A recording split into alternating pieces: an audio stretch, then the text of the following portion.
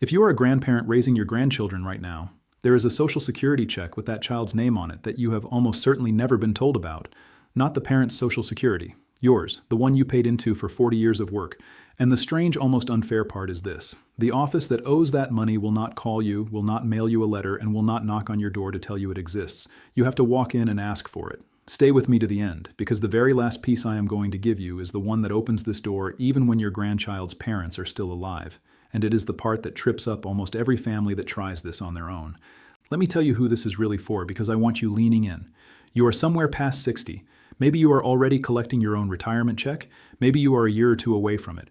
And somewhere along the line, life handed you a job you did not sign up for. Your son, your daughter, they could not do it. Passed away too young, got sick, went down a road you could not pull them back from. And you did what grandparents in this country have always done. You took the kids in. You are the one at the school pickup line now. You are the one signing the report cards.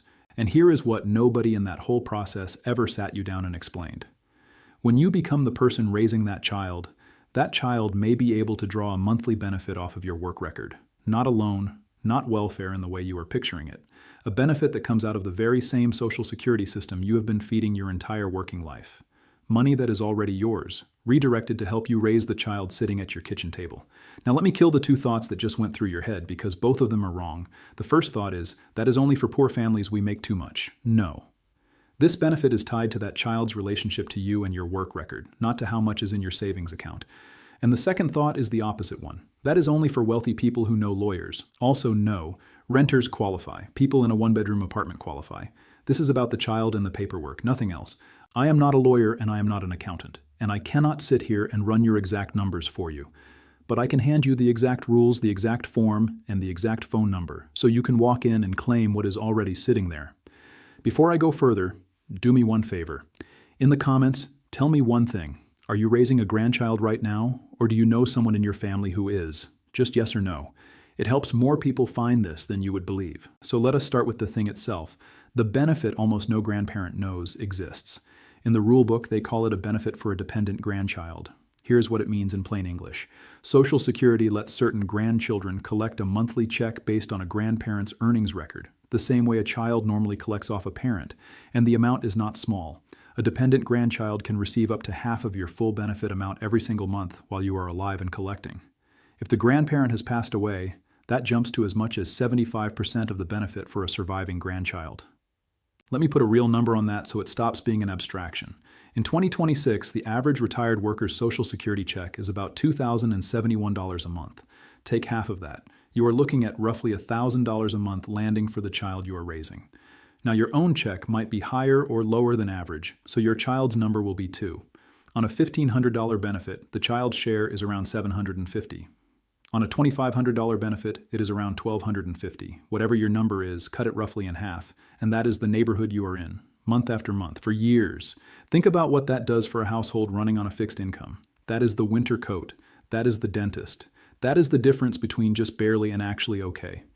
Now, I would be lying to you if I said you just call up and they hand it over. There are rules, and this is exactly where families get turned away. So listen closely, because the next few minutes are the whole game. Rule 1. The child has to actually be living with you, not visiting on weekends. Living with you under your roof as your household. And the clock matters here. Social Security wants to see that the child began living with you before they turned 18. This is a home, not a paperwork arrangement. Rule 2, and this is the big one, you have to be the one supporting the child.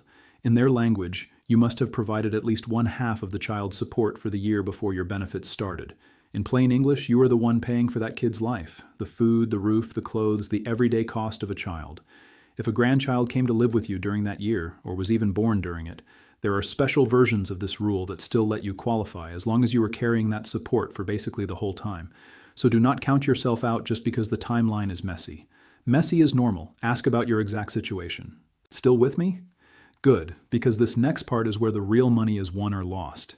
Here is where I have to slow you down, because Rule 3 is the one that quietly disqualifies more grandparents than anything else. For that grandchild to collect on your record, one of two things generally has to be true about the child's own parents. Either both of the child's parents are deceased, or the parent is disabled and cannot support the child. That is the doorway. If a parent is alive, healthy, working, and sending money for that child every month, then Social Security looks at that and says, the child already has a supporting parent, this benefit is not for you. And they are not wrong to look at it that way, even if it stings. So really absorb this one. The parent has to be out of the picture as a provider, gone, or disabled to the point they cannot work and support the child. And the natural parents cannot be making regular contributions to the child's support. That is the line, and it is the line most families never hear until they are standing at the counter being told no. Which brings me to the piece I told you to wait for, the one that changes everything for grandparents whose situation does not fit that clean picture. Here it is: adoption. If you legally adopt your grandchild, that child is treated for Social Security purposes like your own child. And that opens the door even in situations where the dependent grandchild rules alone would have shut it. This matters most in one very specific case, so pay attention. If you were already receiving your Social Security when the child came into your care, then adoption is not optional. In that situation, you generally must legally adopt the grandchild for that child to collect on your record. That is the trapdoor. That is the thing that sends grandparents home empty-handed who otherwise did everything right. They had custody. They had guardianship. They thought custody was enough. Let me say that plainly, because it is the single most valuable sentence in this whole video. Legal custody by itself is often not enough. Guardianship is often not enough. If the parent is still alive and working, the reliable key that opens this benefit up is legal adoption. I am not telling you to run out and adopt tomorrow. That is a heavy personal decision, and you make it with your family and a lawyer, not with a stranger on the internet. But you deserve to know that the paperwork you file at the courthouse can be the exact thing that turns a no into a yes at the Social Security office. Now, some of you are listening and thinking, my grandchild's parents are alive and working, and I am not going to adopt. Fair. I am not going to leave you with nothing. There is a whole second track of help built specifically for families like yours, and it is one that Social Security will not mention because it is not their program. It is run by your state, and it is usually called TANF, but you want to ask for one very specific flavor of it. You do not want regular family assistance that counts your income. You want what is called a child-only grant, sometimes called kinship care. Here is why that word child-only matters so much. A child-only grant looks only at the child's income, not yours. And since most children have no income, most grandparents qualify on the child's behalf, no matter what the grandparent earns. That is the whole trick, and almost nobody says it out loud. Now, I will be straight with you about the money because I do not sell fairy tales here. These grants are modest and they swing wildly from state to state. The national average runs somewhere around $328 a month for one child, and in some tight-fisted states it starts as low as $81. It is not going to replace a paycheck. But for a grandparent stretching a fixed check across an extra mouth, $300 a month that you are leaving on the table is not nothing. That is groceries. And you can, in the right situation, stack this alongside the Social Security benefit we already talked about. So let me pull this together because I have thrown a lot at you and I want you walking away with a plan, not a pile of facts. Here is your move. Get on the phone with Social Security. The number is 1-800-772-1213. When you get someone, do not be vague and do not let them be vague with you. Say the words. Tell them you are raising your grandchild and you want to apply for child's benefits on your record as the grandparent. Ask them, by name, about the dependent grandchild rules. If they act like they have never heard of it, that is normal because it is rare. So ask them to look up the grandchild entitlement rules directly. Have your ammunition ready. Proof the child lives with you. Proof you have been supporting the child. And the hard documents about the parents, a death record, or proof of the parent's disability.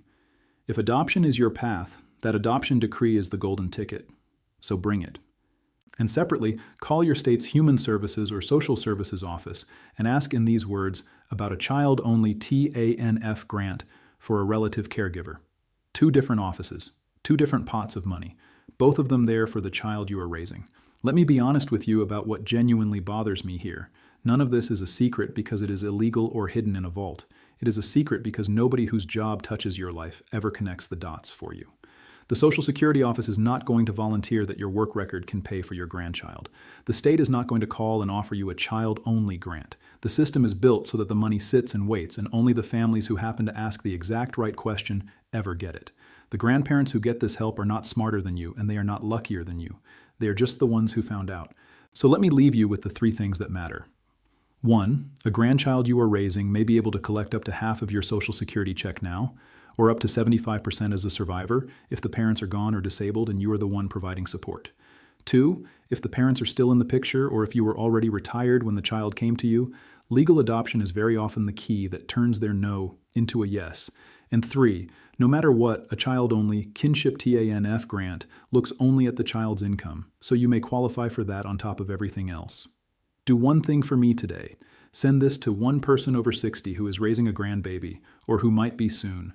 There is a good chance you are the only person who ever tells them this money exists, and you could be putting a real check in a child's life just by hitting share.